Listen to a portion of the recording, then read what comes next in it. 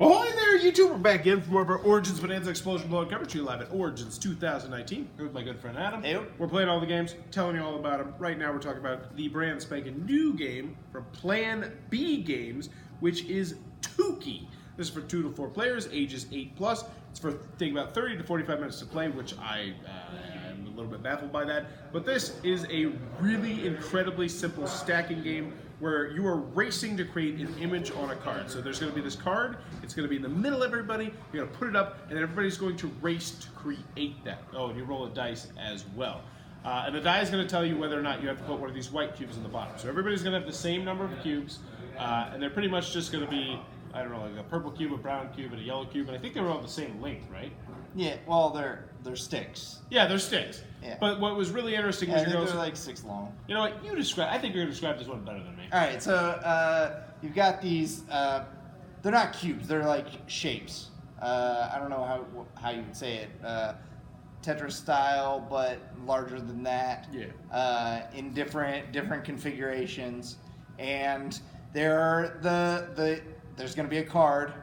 They're going to roll the dice. The dice will tell you if there's a pip on the bottom, it has to be sitting on the white. If there's no pip, you can put it right on the table.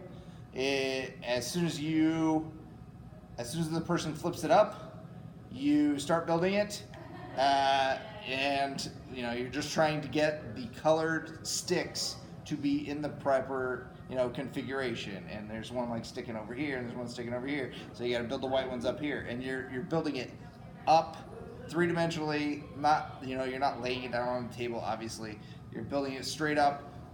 It was pretty complex. I enjoyed this game a lot. He didn't lose any of the rounds we played. Yeah. Because how it works is, if you're playing with 3 or 4 players, it's the last person. The last person is the person who gains the card, and once you get 5 cards, you're eliminated from the game, and then it becomes a sudden death, which I actually really do like that. I really like the fact that even when I had 4, the guy that taught us had 4, and you had 0, it's like, all right, if I can win 2 rounds in a row, I still take this. Which, at the same time, I could also see being kind of crummy. Maybe they should have made that best of 3. One of the really interesting choices, and I also want to explain something else.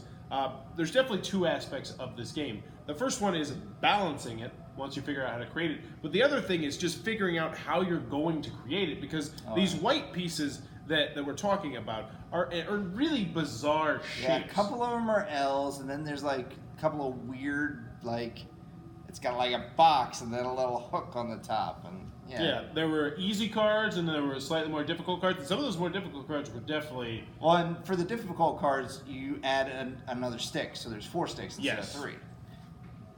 The other thing that I really want to mention about this before I get to my opinion, because you already gave your opinion, you love it. Is that I thought it had really weird rules where it goes 4 players, but you actually can only play 3 players at a time, and someone has to be the judge. And while I can see why the judge would be nice because you're really focused on your thing, it just seemed, it felt like, oh, we wanted to save a little bit of money, so we just put the 4th components in. It feels like that, which is really odd in this day and age, I think, especially. But in the end, I really enjoyed this game, even though I was not very good at it at all. I think this would go over really well as a family game. You can play this with kids. I mean, obviously, you'd have to you would have to slow down a little bit. But I think this would be a great family game, great kids game. I also think it could work well as a lighter weight game if your game group is into this sort of thing. Well, I would like to see some kind of expansion that would make it more difficult for one player over others. Because I could see, I'm playing this game a lot, and I'm getting super good at it. I did see, and if it was more difficult for me than for you.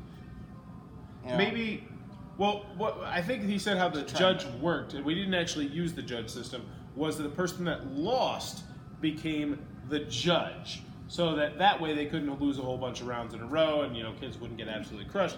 But at the same time, I think it would be much more useful if the person that won became the judge, so that way other people would at least get more practice. Yeah, they'd get more practice, and they'd start winning rounds. Yeah, but either I've seen way, that in other games before, and it never made sense to me that winner stays, because they're just getting more practice. They're getting better at it, and you just started playing this and all of a sudden you got to sit out. A lot of like playground games are like that. Yeah. Either way, I also really enjoyed this game, even though it was not my particular cup of tea. But there you go. We both really enjoyed the game. If it looks like it might be a cup of tea, be sure to check that one out. If you're enjoying what we're doing, click on that little subscribe button down below. Click on the Amazon Associate link down below. Throw us a couple of pennies where it really does support the channel. And in the comments below, let me know. You go to the barbecue, hot dogs or hamburgers? One of each, usually. Hamburgers. I'd rather get like 2 hamburgers. Just 2 hamburgers. Let me know in the comments below. Hot dogs or hamburgers, and always thanks for your time, YouTube. I feel like I'm slurring my words.